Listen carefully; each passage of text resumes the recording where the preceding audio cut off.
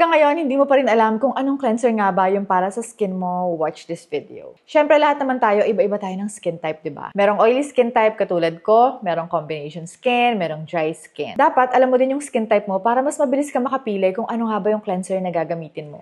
Start tayo sa mga oily skin. Okay yung mga foaming cleanser kung meron kang oily skin, yung mga cleanser na bumubula. Maganda to para makatanggal ng oil and dirt sa skin natin. Pwede rin gumamit ang mga oily skin ng salicylic acid cleanser. Nare-reduce ng salicylic acid yung pagka-oily ng skin natin. Kung meron kang oily skin, kadalasan meron ka rin enlarged pores. Kayang linisin ni salicylic acid yung pores natin and mai-improve niya yung appearance ng pores. If you have combination skin type, maganda yung mga gel cleanser para sa'yo. Hindi ganun kabula na perfect for combination skin. If you have dry skin or very dry yung skin mo, maganda yung mga creamy cleanser or yung mga cleanser na hindi bumubula. Kung meron ka namang sensitive skin, gumamit ka ng mga cleanser na fragrance-free, soothing sa skin, and low pH. And kung gusto mo namang i-treat yung mga dark spots or acne marks mo using cleanser, pwede rin naman. Pero para sa akin, pagdating sa mga dark spots, mas maganda yung mga leave-on na product. Pero kung gusto mo na yung cleanser mo nakaka-treat din ng dark spots, gumamit ka ng mga cleanser na merong mga ingredients na to. Yun lang, sana nakatulong.